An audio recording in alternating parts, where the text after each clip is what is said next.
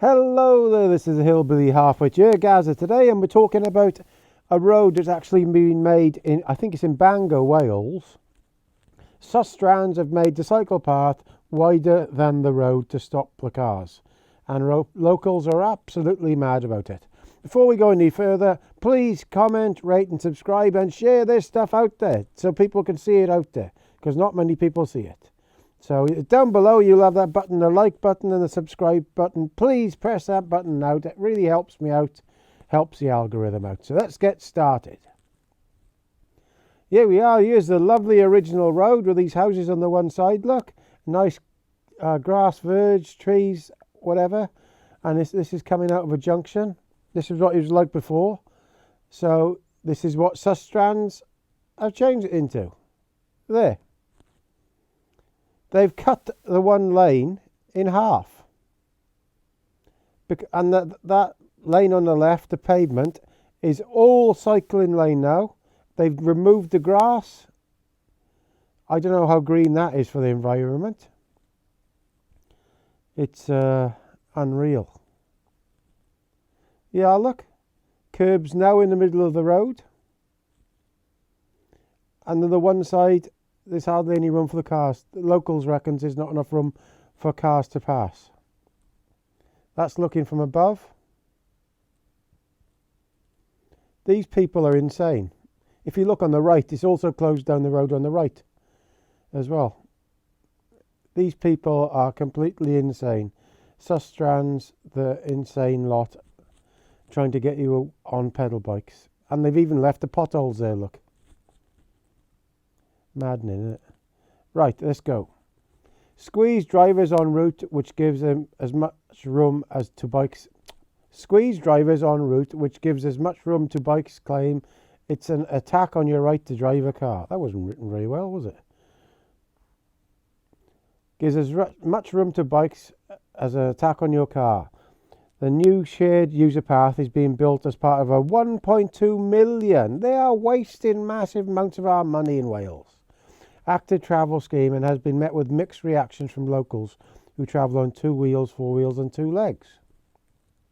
A new path in Gwynedd, giving pedestrians and cyclists more width than motorists, has ignited fury over what's been described as an anti-car agenda. Opinions are divided on the fresh active travel renovations carried out along a bustling gateway route. Some are horrified by the reduced road space for cars, vans and buses, while others have applauded the additional pavement width to be shared between those on 2 feet and 2 wheels. They've removed all the grass. How is that good for the environment? In an attempt to alter the mode of transport adopted by commuters in Bangor, Gwynedd, ongoing works that cost 1.2 million have substantially narrowed Penrith Road, one of the primary entry points to the city centre, making room for a new path aimed at stimulating shared use. The current adjustments affect a stretch of roadway between Coed Maes and Coed Mawr. A lengthy strategy entails transforming the entire span of Penrose Road, originating from the A487, and establishing cycle lanes on Pencruiton Road to facilitate connection with Bangor railway station. The overall pathway implied in these plans will be around 2.5 miles long. Barring a few tight spots, the dual-use pathway will account for 3 metres of the road's width. It's nuts! 4 cyclists don't need 3 metres.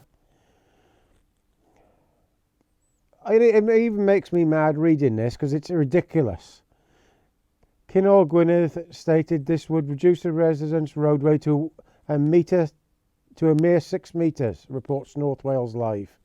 But considering including allocated parking areas, the actual available driveway trims down further. An aerial photograph shows the significant width of the shared pedestrian cycle path being nearly equivalent to the double line carriageway. Some motorists are outraged at the development. One driver expressed his disapproval, saying, "It's utterly absurd that the cycle lane is broader than car lanes. This leaves drivers desperately squeezing past potholes, which the council seem utterly oblivious to. It's madness." One critic voiced their frustration, saying they've completely lost the plot. Even the cycle paths in Amsterdam, with thousands of people using them, are not this wide. This is nothing more than an attack on your right to drive a car. Yes, it is. It's an attack on your right to drive a car and an attack on your personal freedom to go where you want. That's what it's all about. Wanting to charge you to go in these cities, and they only want a certain type of people in there. They don't want the poor people in there anymore. They just want the immigrants who'll come in to clean their windows, clean their car, who will go on the train, and they just want the rich people in there. They want the scum left outside, as they would call them. Despite the changes, old road markings can still be seen, leading to uneven lane widths. Complaints from drivers about being squeezed against new curbs. There's also worry that the lanes have become too tight for ambulances and buses. How mad is that? They've made a road too small for a bus.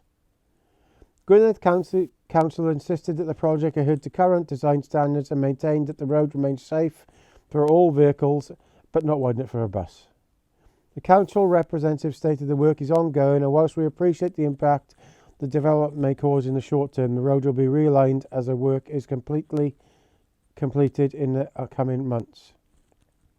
The new shared user path is taking over what was once a partly grassed pavement, approximately 2.5 metres in width, prompting some to decry the initiative as a waste of money, with a Pechentine road being too slender for a shared user path. Cyclists are expected to ride on the road and uphill sections. Cycle lanes will be merely advisory, allowing cars to encroach upon them. Why can't the cyclists cycle on the bloody road like we all have for all these years? I don't understand it.